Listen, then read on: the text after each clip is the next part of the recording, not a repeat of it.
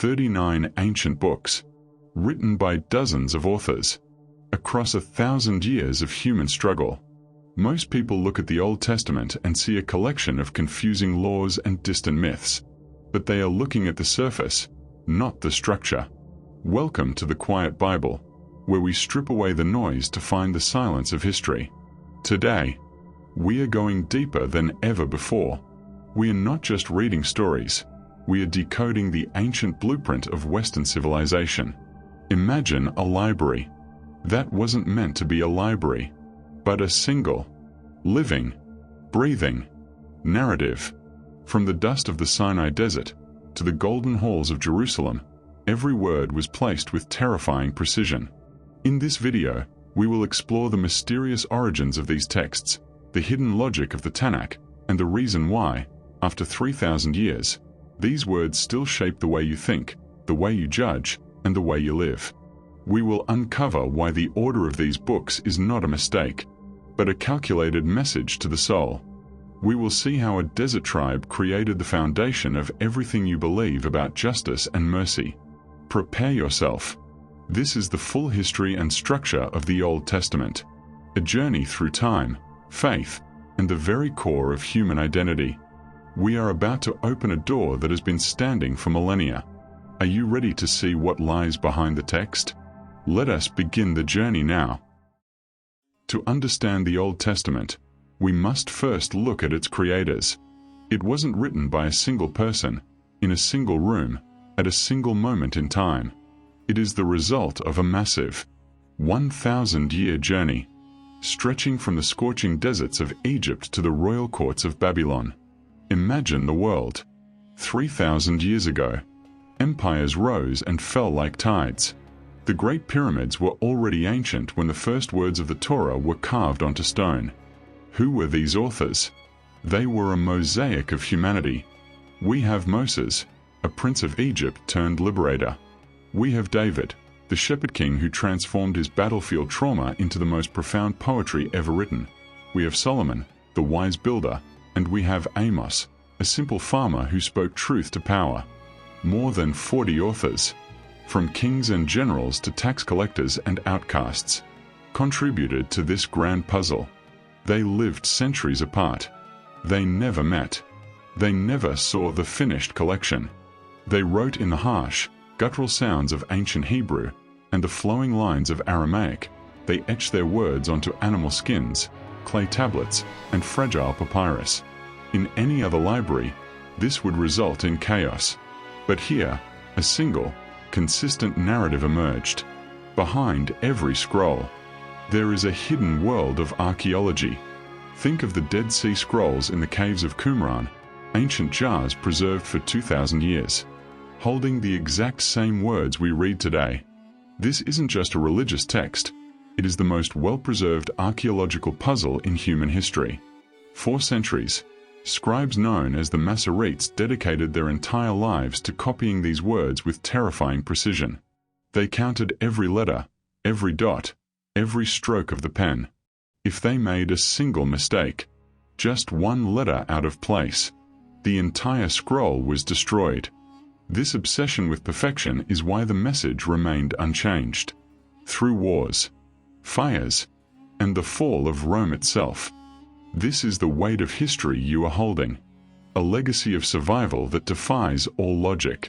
A voice that refused to be silenced by the passage of time. Every scribe who held a pen, every prophet who stood in the rain, they were all working on a masterpiece they would never see. This is the foundation of the Tanakh, the beginning of the world's most enduring story. Now, let us look at the skeleton of this monumental work. In the Christian tradition, we call it the Old Testament, but in its original form, it is known as the Tanakh. This name is actually an acronym, representing the three pillars of the Hebrew Bible, the Torah, the Nevi'im, and the Ketuvim. First, the Torah, or the instruction. These are the first 5 books, often called the Books of Moses. This is the foundation, the root, the law. It begins with the breath of creation in Genesis and ends with the death of a leader on the edge of the Promised Land. But it's more than just a list of ancient rules. It is the constitution of a people. It defines their identity, their morality, and their cosmic purpose in a chaotic world. It establishes the covenant, the sacred contract between the human and the divine, that serves as the heartbeat for every page that follows.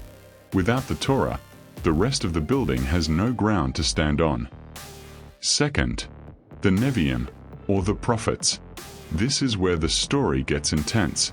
It's divided into two crucial sections. The former prophets, which record the raw history of kings, wars, and the rise and fall of nations. And the latter prophets, the lonely voices who stood in the crowded streets of Jerusalem and shouted for justice. These were not fortune tellers, they were social critics, pointing out that the heart of the law is mercy, not just ritual. They challenged the powerful, comforted the broken, and reminded the world that every action has an eternal consequence. They are the conscience of the Tanakh. Third, the Ketuvim, or the writings. This is the soul of the collection. Here we find the Psalms, the raw poetry of human suffering, doubt, and joy, the Proverbs, the practical wisdom of the ages, and the agonizing philosophical questions found in Job and Ecclesiastes. It is the human response to the divine law. It shows us how to remain human when the world feels silent. It is the most diverse section, containing everything from romantic love songs to the darkest reflections on the meaning of life. Why does this structure matter? Because the Tanakh isn't arranged chronologically. It is arranged logically. The Torah gives you the law, the prophets show you the failure of humanity to keep it, and the writings show you how to live faithfully in a broken world. It is a circle of wisdom, designed to be studied, not just read. It is a repetitive cycle that forces the reader to look inward. Imagine the genius required to link 39 books into a single, interlocking system. Every section reflects the others. The beginning points to the end, and the end remembers the beginning. This is the ancient code that has kept these texts alive for millennia. It is a literary architecture that defies simple explanation. It is a fortress of thought, built to survive the fires of history. When you see the Tanakh as a whole, you realize it is not just a book of history, it is a book of patterns. It shows us that human nature never changes, but the call to something higher remains constant. This structure is the reason why the message survived the destruction of temples and the long exile of nations. It was built to be indestructible, a cathedral made of words, a map for the soul that never loses its way. Beneath the surface of the names and dates, there is a hidden logic that most readers miss. The Tanakh is not a random pile of books. It is a masterpiece of symmetrical design. It is a labyrinth where every path leads back to the center. Think about the concept of the first and the last. The Torah begins in a garden, with a tree of life, and a broken relationship between man and the Creator. And if you look closely at the very end of the collection, you find the same themes returning. The journey ends where it began, but with the wisdom of 1,000 years. It is a massive, literary circle. Why is this important?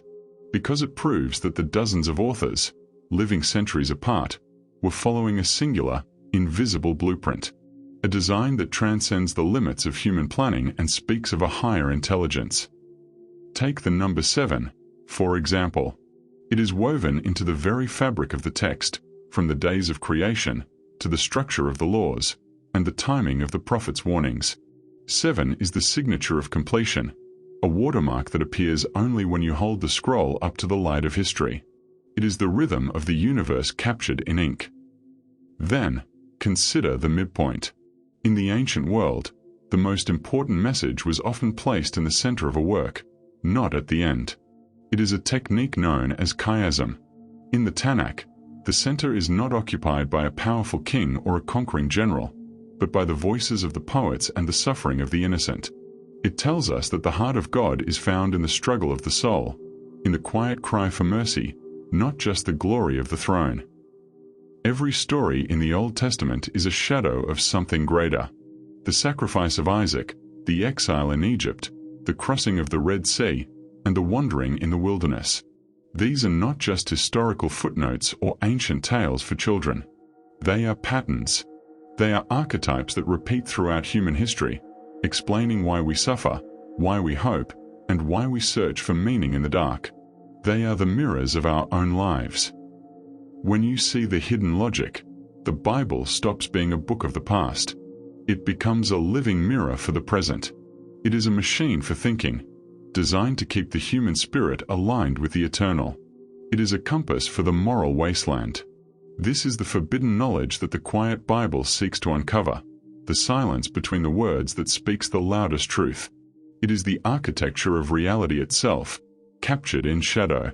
It is a system of echoes where one verse answers another across a gap of 500 years.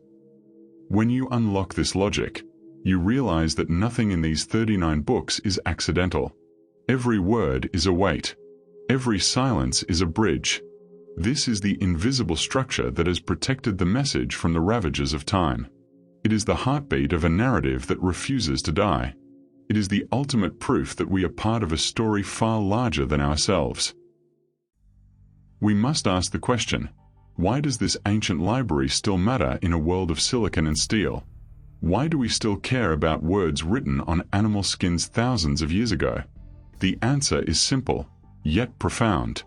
You cannot understand the modern world without understanding the Old Testament. It is the foundation of our legal systems and the very source code of our morality.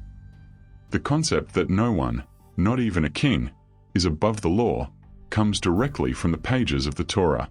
It introduced the revolutionary idea of universal human rights before the term even existed in our language. The belief that every individual has inherent dignity, because they are made in the image of something divine, is the bedrock of Western ethics. Without this foundation, the entire structure of our modern freedom would collapse into dust. Look at our literature, our art, and our music. From the masterpieces of Michelangelo to the lyrics of modern poets, the imagery of the Old Testament is everywhere. It gave us the language of justice, the vocabulary of mercy, and the courage to speak truth to power. It provided the metaphors we use to describe our greatest struggles and our highest hopes. But it goes deeper than culture. It shaped the human psyche. It taught us how to tell stories and how to find meaning in suffering. The hero's journey, the fall from grace, the redemption of the outcast, and the search for the promised land. These are not just tropes, they are the ancient rhythms of the Hebrew Bible. Even if you are not a believer, you are a descendant of this text. You think in its categories, you judge by its standards, and you hope by its promises. Every time you stand up for what is right, every time you seek justice for the oppressed, you are echoing the voices of the ancient prophets who walked the streets of Jerusalem. To ignore the Old Testament is to ignore the source code of your own mind and the history of your own heart. It is the quiet giant upon whose shoulders our entire civilization stands. It is the lens through which we see the concepts of good and evil, light and shadow. It is a heritage that belongs to all of humanity. It is the anchor that holds us steady in the storms of the modern age. By studying its structure, we are not just looking at the past, we are discovering the roots of our future. It is the eternal flame that continues to light the path of human progress. We have traveled through 1,000 years of history. We have decoded the complex structure of the Tanakh, and we have seen how these 39 books formed a single, living, and breathing narrative. The Old Testament is not a dead relic to be kept in a museum or a dusty corner of a library. It is a living masterpiece that continues to challenge everything we think we know. It is a conversation that started 3,000 years ago and is still waiting for your voice to join the chorus. In our next video, we will finally cross the bridge into the New Testament.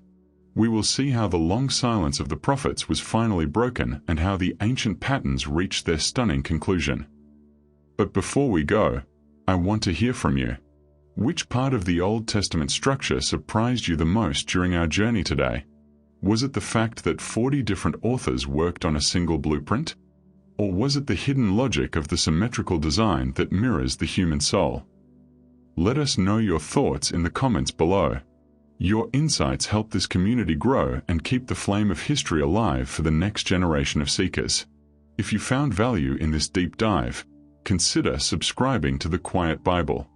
Help us reach our next milestone so we can continue stripping away the noise of the modern world to find the truths that actually matter. Don't forget to check the link in the description for our deep dive shorts and additional resources that will help you study these texts on a deeper level. Thank you for watching. Thank you for seeking the truth in the shadows of the past. And always remember, in the quietest moments, the oldest stories speak the clearest. Stay curious, stay thoughtful, and keep searching for the silence of history. Until next time, this has been the Quiet Bible. Peace be with you on your journey.